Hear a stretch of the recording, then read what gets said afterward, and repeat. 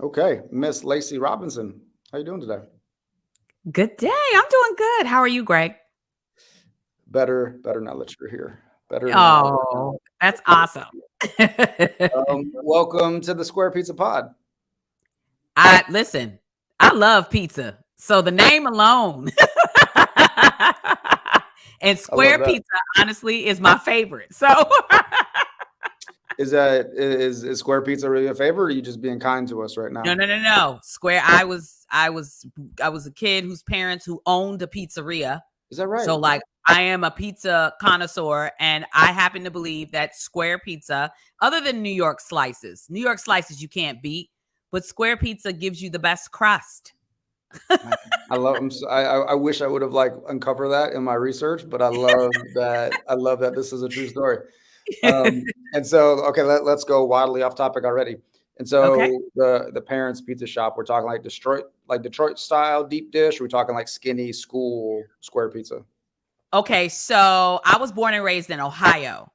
So I sort of have the best of both worlds, right? There was a pizzeria called Gino's Pizza, other than my father's pizza. My father owned a pizzeria. My parents owned a pizzeria called Casano's in Dayton, Ohio. Okay. Ohio. Yep. But Gino's was sort of the best of both worlds. It was square. Yep. It had the thick crust, but it was thin enough for you to be able to get the crispiness on the bottom of the pizza and for the sauce and all of the veggies and the meat sauce to like drip through. See, I told you I was a connoisseur. I love pizza. No, well, it's even better. But I also grew up in Ohio. Really? Where? So I think we're going to be even faster friends. I grew up in Okay. Toledo, downtown Toledo. I grew up in Akron in Dayton. Not Yep. that far. Okay. No, this is great. I grew up in Toledo. I went to College of Worcester for college Okay. and Okay. played football there. And a lot of Okay. my football teammates were from like Akron, Canton, Cleveland Yep. area. Yep. Yep. Um, One of my best friends just finished a long race, like the Canal Ultra somewhere, like in Akron or Canton somewhere. I love it. I love it. Well, I was a band geek. So I was in the marching band. So I actually think we had either band camp or something at that college, but yeah. So I'm a big Friday nights light kind of girl cuz I just grew up marching at halftime. Hey man, hey, the bands are great. We love the band at Worcester, and I don't want to assume, but I'm going to keep my fingers crossed here so we can still be friends. That Yeah. you're an Ohio State fan. I mean, come on. Of Okay, course. But I'm just checking. I had a good vibe from you. I just didn't want to assume. I didn't want to assume, but good. of There you go. We're course. perfect. Yeah. I know all my But yeah, Michigan you friends know are how. rolling their eyes. No, yeah. You know how great the band is at Ohio State too, so it's even better. Oh, yes. All Yeah. right, okay, well, this is awesome. So we know you just said you kind of spent time, grew up in Ohio, but where are you actually coming from today, Lacey? I live in a southern part of Maryland. Okay, cool. So, yeah, yeah. Kind of How are things looking in close Maryland to. today? Oh, it's beautiful. Listen, the weather has been, I think Mother Nature has tempered down for now. Okay. She's still a little pissed, but Yep. the weather has been gorgeous. And I just cleaned out my flower bed, so I'm trying to get Oh, everything great. sort of switched over to fall. Yep. Yeah. What are we growing in the flower bed? Well, right now I have some seasonal cabbage, those cabbage heads. I bought a Mhm. whole bunch of mums. I'm a big lavender girl, so I Okay. love I love growing my lavender. And I love Gerber daisies. They just Mm. bring me so much joy. So I don't want to make it sound like I'm my mother. I can't, I'm not into the I'm just starting to tither around on vegetables and herbs. But the Yep. flowers I think I have down pat. That's great. I love that. Maybe you're a sports fan, but I know the Orioles had a pretty good run this year, and then I think sadly came to an end recently. But it was a good year for them. Actually, I thought I'm not going to get the number right, but I thought I read something the other day that baseball has had its highest number of viewers and attendees that they've had. Mm. I would say in the past couple of years. Grow up in Ohio. My grandfather was a big Cleveland Indians fan, Of and course. as a Sure. kid, I was not allowed to watch it on television. I had to listen to it on the radio with him. Oh, So, and then of course, as one of his grandchildren, I had to play softball, right? mm. Because everything he taught me. You know, being a Cleveland Indians fan, which was hard to do back then. But yeah, so semi into baseball. Did mom and dad have a tough rule on TV? Is that why you weren't allowed to watch it? No, you know, my parents, I was very lucky in that my parents were divorced, but Okay. my mom, as a single mom, I think about this a lot today. She wasn't just involved in school, but like she would be the first person to be like, come on, let's go. She'd grab a baseball and a bat and we go in the backyard and she would play kickball with us, you know. She was very much into the things that we were into. I tell the story all the time of I remember being in 9th grade honors biology, not because I necessarily should have been there, but because my sister was like an ultra genius geek and they just assumed, I guess, some of the DNA passed down. And my mom would lay in bed and read aloud the biology chapters to me, like in 9th grade. I think about that now and I'm like, after working a full-time job, coming home, cooking, she would do those kind of things. So, and then my grandparents on my mother's side and my father battled addiction. Okay. So when he was clean, he was always very present. My biggest cheerleader, one of my most profound teachers. So yeah, I was pretty lucky. I grew up, I say this all the time, Ohio was one of the best places to grow up. Amen. Amen. Yeah. Except for the racism. But other than that, we'll definitely get in the need to get rid of that and become more equitable in all ways, which I think your work, at least now, is doing, but I think your whole career is done, right? Yes, it has. It's definitely has been centered around that, whether it was intentional or not. Yeah, for sure. And before we go deep on that, so, you know, sometimes we like to have a little fun with guests, of course, professionally. And so we reached out to a mutual connection, just got back to us just before we got on. Oh, this particular person gave us kind of 3 interesting facts that I want to do. I want you to confirm or deny these interesting facts, or if it's cool. Okay, this will be interesting. And then also curious if you want to guess around who offered these interesting facts. Okay. So interesting fact number 1 about Miss Lacey Robinson. One of your favorite musical bands. Oh no. You froze. Oh, it was a lot of one of your favorite musical bands is The Roots. Yes, it That's is. true? The Roots. Yes, that is true. That is true. We're 1 for 1. All right, next. We know you're an author. We're going to talk more about that. But this person says that you're soon going to be an author of science fiction books. I do have a young adult science fiction. Okay, this person. Okay, I might know who this is. I do have a young adult science fiction novel that I've been working on for probably about 10 years. So, and you know, writers, we're very sensitive about our work. So, but yeah, okay. I think I know who this is. What's the third question will solidify it. What's the third question? Okay. Third question, and you kind of already alluded to it. This person talked about how much you appreciate your mom, but how your mom helped you understand a balance for both like love and love in general, but also balancing love with literacy. Yes. My mom, she just, again, I was saying this to her the other day. She is an avid reader. I don't remember a time growing up where she wasn't reading a book. Definitely ensuring that I had the literacy skills. And she understood very early on what words and books meant to me. So much so that a punishment of mine, my mother never, the one thing she could do that like would just take me to the ground was to take my books away. Ooh. That was like telling me that I couldn't eat dinner and had to go straight to bed. Like that was just painful. So I think I might know who this is. So mom knew what she was doing. That's a good way to that's parenting 101 right there. That's great. Oh yeah. Threaten to take away the books. Yeah, you want to guess who do you think this person was? Well, I'm thinking it might be our own podcaster, Brandon White. It's not Mr. White, but that's a good guess. Really? Okay, then I don't know. It's Do not I a give it lot of one people more? I told about the young adult novel. It's not Laura Smith, is it? It's not Laura Smith, no ma'am. Okay, well then I have no idea. I talk a lot. Uh, I'm like, dang, Lacey, you told people the business. good Okay.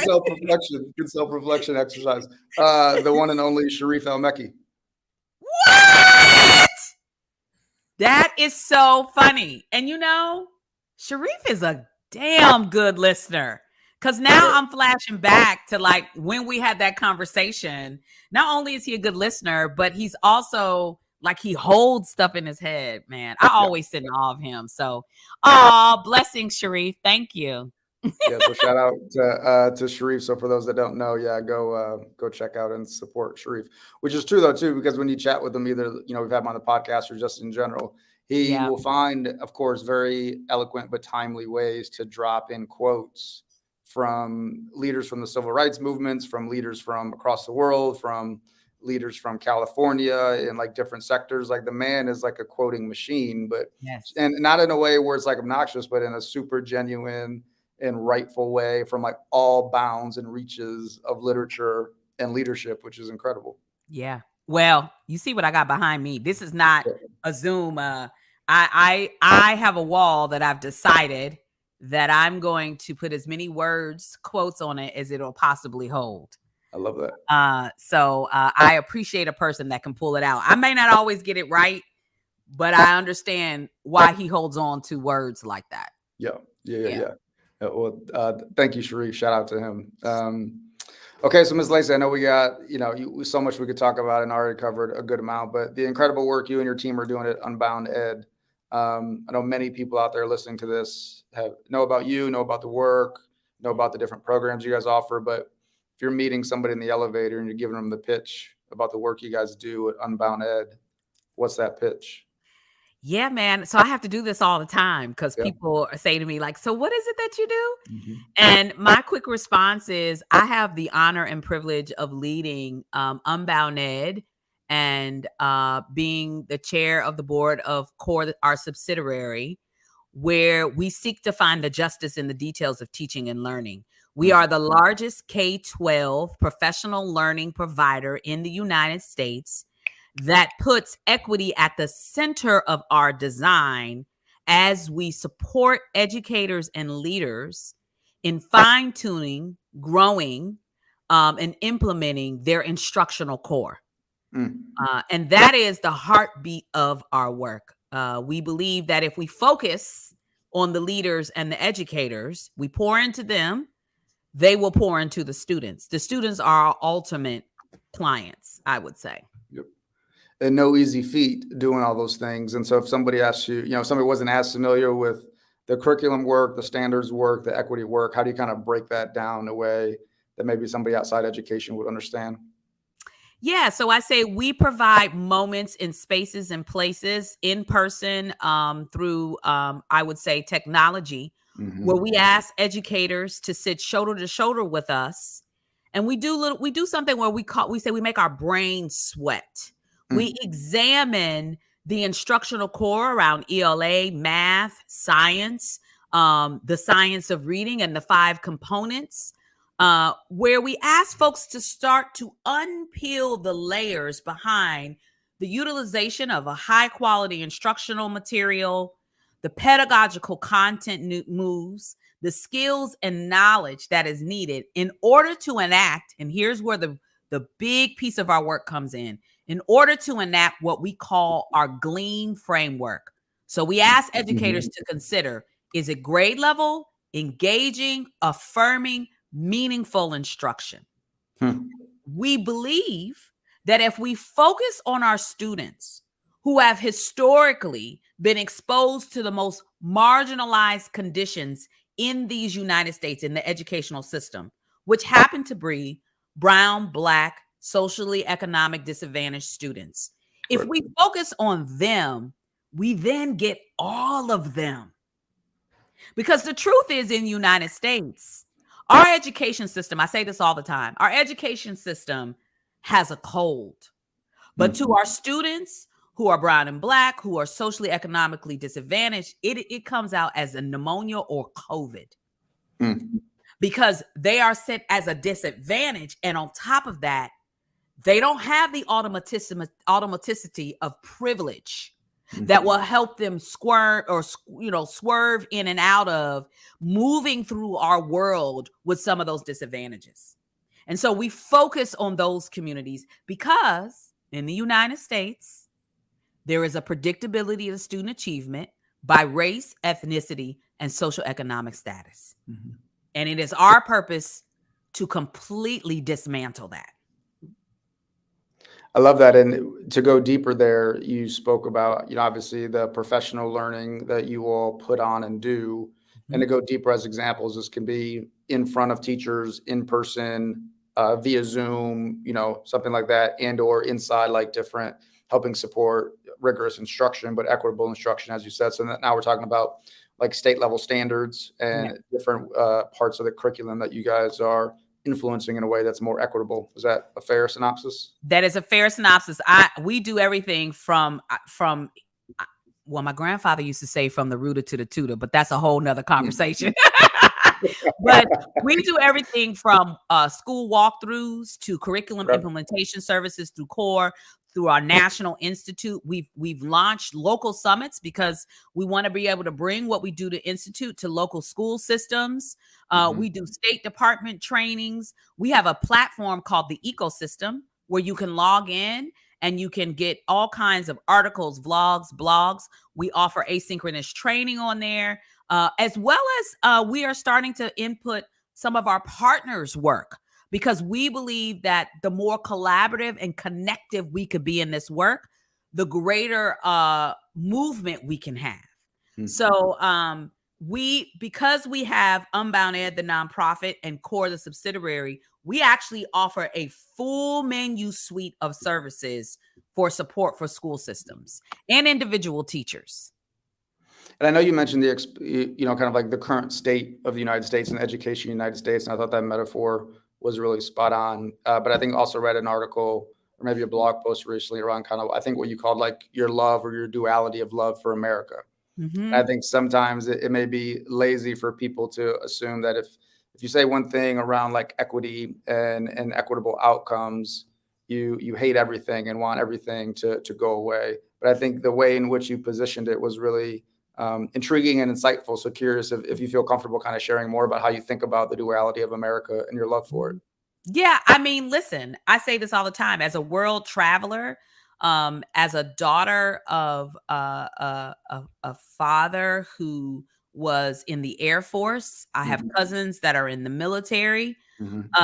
As a descendant of enslaved Africans, but also West Georgian Cherokee. Like, I am the daughter of this country. I love this country, but I also borrow the words from James Baldwin. Because I am American, I can critique America. Its rights, its wrongs, it's good, it's bad.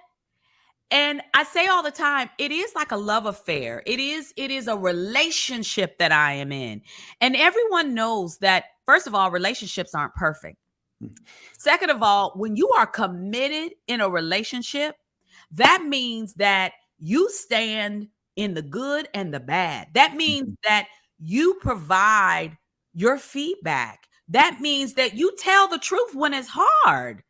And there's nothing wrong with that. There is a both and in being an African-American woman and being a citizen of this country. And I would say this, I would dare to say this. Any person that counts themselves as a citizen should be committed to always seeking out the best of this country and to push us to live up to the creeds that we, sing about, state that's in our declaration.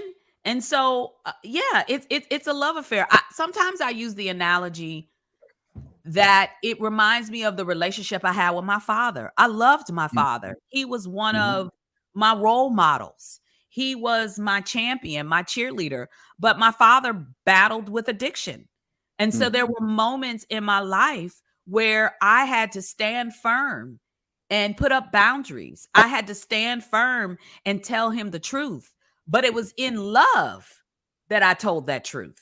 And so I use that same truth telling when describing the education system, when talking about systemic racism and bias and how it plays out in our policies, practices, and procedures. When I talk about the smog that we all inhale, that is a lot of times we don't even understand how we are pushing racism and bias in this country. And so, yeah, I speak on it because I talk about it doesn't mean I don't love this country. Right. Yep. And I think so much, and a lot of that comes out through the specific programs you guys are running through UnboundEd, under UnboundEd, and others, a number of them. But of all the programs, curious how you can connect those of what you're just saying around the duality and love for America, but also knowing it needs to be better and more equitable through some of the specific programs you guys are offering at UnboundEd. Yeah, I would say the first and foremost, we're formerly known for our Standards Institute. The thing that I love about that name is that, yes, it started when the Common Core standards rolled out, but honestly, it's become the standard of teaching and learning. This is just the standardized way of teaching and learning. And so through our institute, we sit with educators for 4 days and we grapple with the intersection of high quality instructional material, pedagogical content moves, and the level of equity that is needed in order to ensure that all students are receiving an equitable education. And so our Standards Institute, our summits, our GLEAM inventory, our GLEAM framework was built out of the formidable work, first of all, that was birthed out of Gloria Ladson Billings. We certainly know that Zaretta Hammond, Paris DeJango, Geneva Gay, Lisa Delpit, Asa Hilliard, all of those folks have poured into us around culturally relevant and responsive teaching and learning, which, by the way, you know what's really interesting about that, Greg? What's that? We have always been a country that has looked at its culture and used it as part of its tool in education. You know how I know that to be true? Yeah, say more. Break that down for us. When you look at the history of education in this country, it has been used as a conduit to build its citizens, to get the citizens to understand its civic responsibility, to understand the way that it governs, to understand just who we are as Americans. Culture has always been a part of it. The problem is the culture came from a single story view. And so what we do in our work, Standards Institute, summits, cohorts, our online engagement, what we ask educators to do is to consider pushing past that single story. And allowing students to come into the classroom as their whole selves, utilizing their culture, historical, local, linguistic context to further deepen their learning. And so it's not meant, when people hear that, especially nowadays, we're like, oh, are you only concentrating on brown? No, we're talking about all students. All students. Can White, be good for all black, kids and all populations. brown, Right? Yeah. Low income, high income, need to understand the multivariate cultural context that we have in this country. So, yeah, see, now you got me on my pedestal. Now you got me. This is good, as you should. This is important narrative to tell and offer. So our work, I would say, on the UnboundEd side, it is to get educators to really understand that, and not just the practitioners, but the leaders, right? Because as a leader, you make decisions about professional development days, the way dollars are spent around materials, the organization of your teaching cohorts, how you support the new teacher, new to education, but maybe new to your system. Right. And so when you have that formal authority, it's just as important that you sharpen your lens around the instructional core and what perhaps may be causing barriers for all students in your system to access grade level, engaging, affirming, meaningful instruction. It's incredible. Want to put on like the small business hat for a moment, because seen your name Forbes on the Forbes 50 under 50. Congrats on that as well. But the one, putting the business hat on for some of the small business owners listening to this, Mhm. I'll pull this out, is that when you began, I think, assume the CEO role in 2019, 2020, Mhm. you helped move the organization from 14 million in revenue to almost doubling, more than double. I wasn't a math major, but I think that's more than double, Yep. up to 35 million in 2 years. Yes. I mean, incredible. So for those business owners out there that are looking to grow in a genuine way, Yeah. what insight would you offer, Ms. Robinson, from your experience? Well, let me say this. I come from a family of entrepreneurs. Mm. I had the privilege of watching not only my father, but my grandfather, uncles, cousins start and excel in businesses. It's Mm. something that's very natural to me. I myself also have had the opportunity to watch a business grow within my immediate family. Mhm. And here's the thing that I know to be true. Number one, there's enough out there for everybody. A scarcity mentality is not what you use when you're going into a business. When you're thinking about business planning, when you're thinking about vision planning for what it is that you want to do, you should understand one of the first rules that I was taught is there's enough out there for everybody. The second rule is find your lane and stay in it.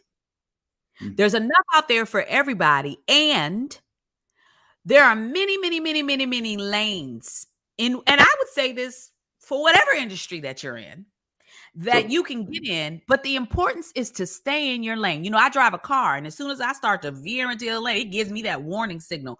You need to have something internally and externally that gives you the warning signal that, wait a minute, you're starting to vary into someone else's lane. I say to folks all the time, once you find your thing, you should make sure that your menu stays specific to the cuisine that you chose and doesn't become a diner menu. Say it right. Yeah. Hold on. Say that back. We have to start charging people for this. So say for that back. For small businesses, this is a free episode, Ms. Robinson. You can't be giving out those $200 tips. This is free. So you can go ahead. You already said it once. Say it again. So I just had a conversation with a young entrepreneur a night ago. And what I said to him was, listen, it's important that you figure out what your focus is and stick to that focus. It's like having a restaurant and understanding that your restaurant is presenting a specific kind of cuisine. Yep. Unless you decide you want to become a diner.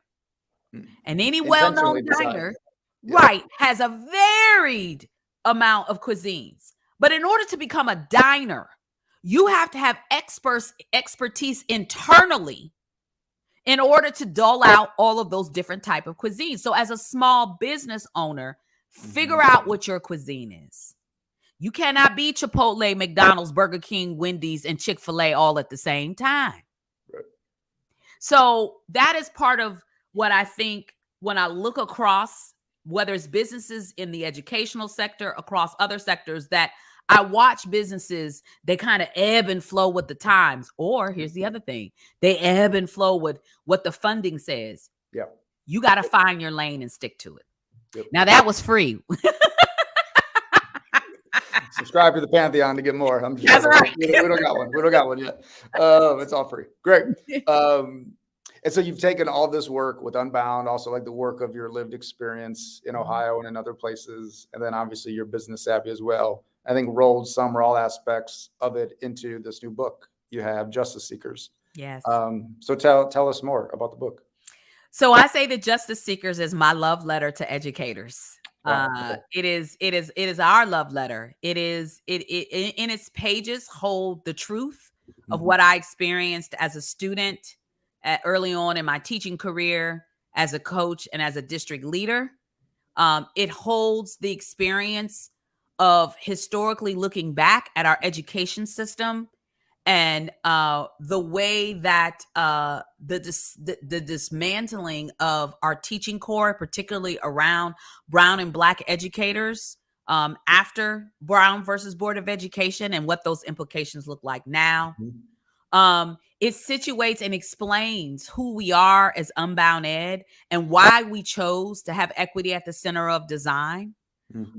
It goes into the birthing of Gleam and what in fact Gleam is. And it actually doesn't just describe Gleam, but we used real life case studies that educators who've sat shoulder to shoulder with us, who decided to go back and enact Gleam in their environments, and came back with real case scenarios around what it looks like to uphold the Gleam framework. And honestly, the continuum that is constantly moving on when you are enacting it. And so there's stories in there about Mitchells that I've met. I tell everybody, Mitchell is not a specific young man. He is an amalgamation, actually, of a lot of boys of color that I've had an opportunity to observe in classrooms or that were a part of my classroom. And so, yeah, it's our love letter. And in it, we take deep dives into finding the justice in the details of teaching and learning.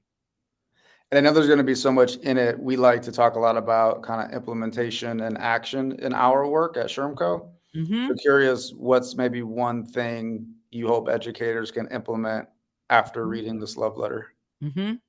Well, I think, can I say two things? Because one of the things that the book is built never around, tell you no. Would never tell you no. One of the things that the book is built around is storytelling. I think storytelling is very powerful.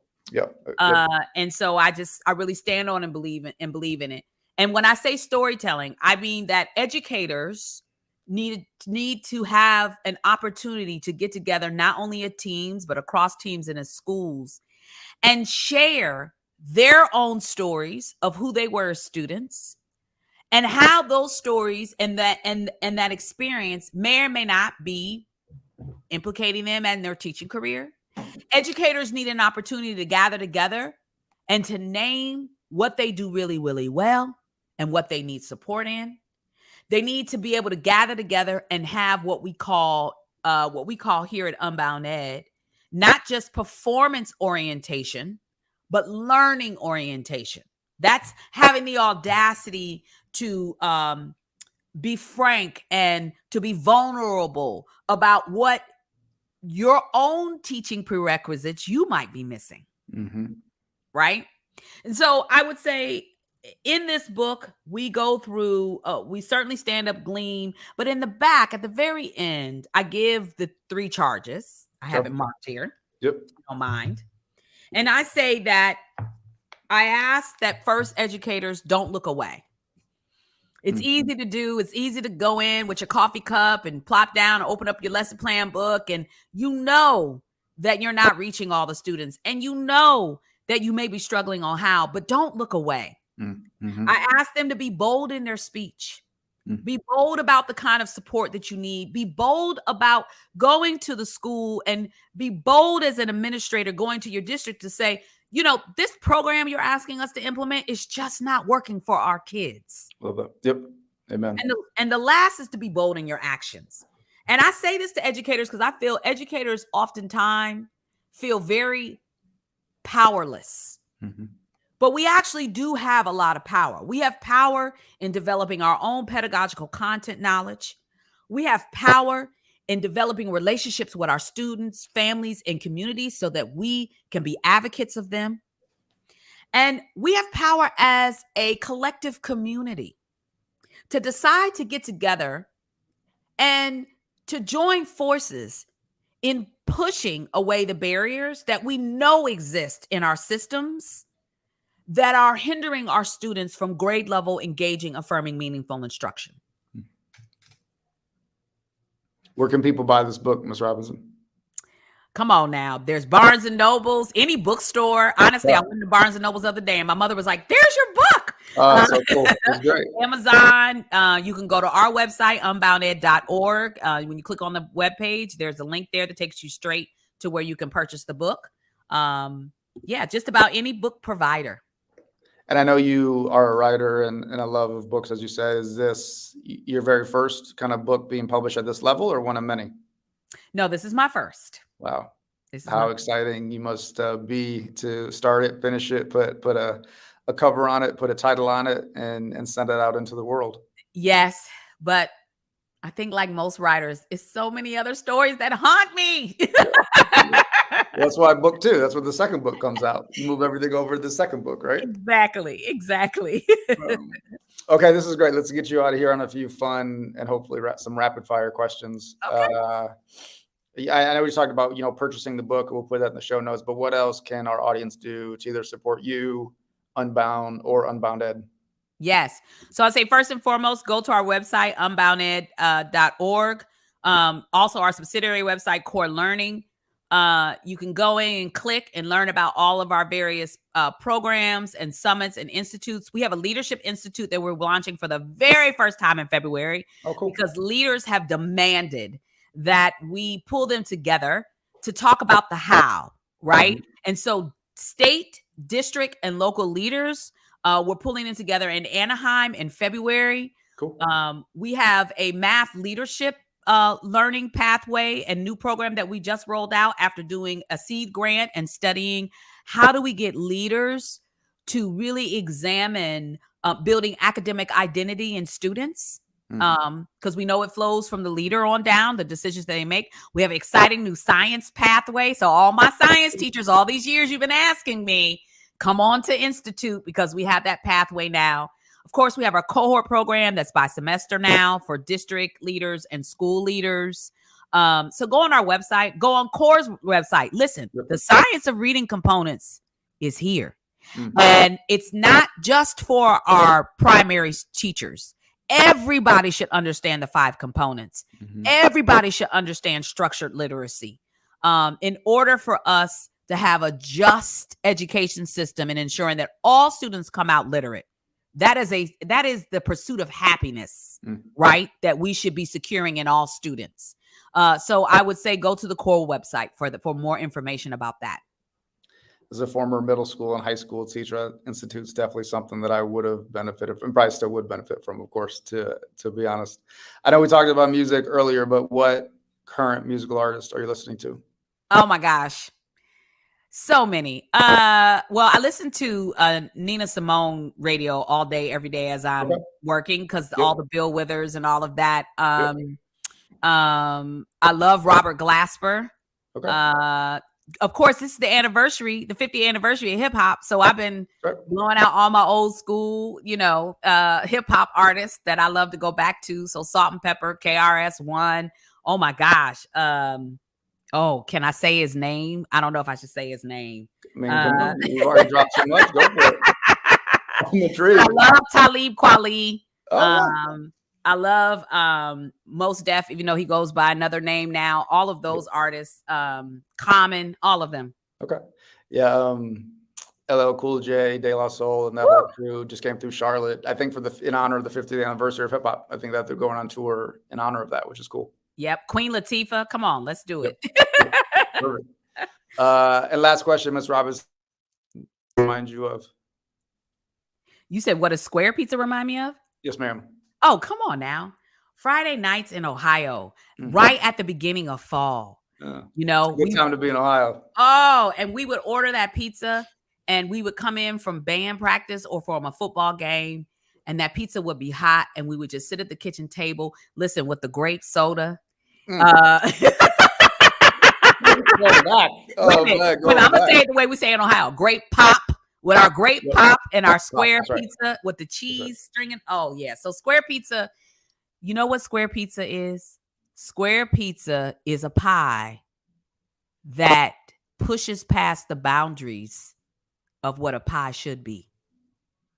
Man, that's about to be our new intro. I think we're gonna have to get you to sign off on that and give you commission. But that might be the new intro to the pod. I love it. That's so great. Well, Ms. Robinson, thanks for taking time. Thanks for who you are, and thanks for all your work, and also for putting out the book that's going to influence so many people and educators across the country. Thank you so much, Greg, for having me. This was awesome. Have a great day. Thank you.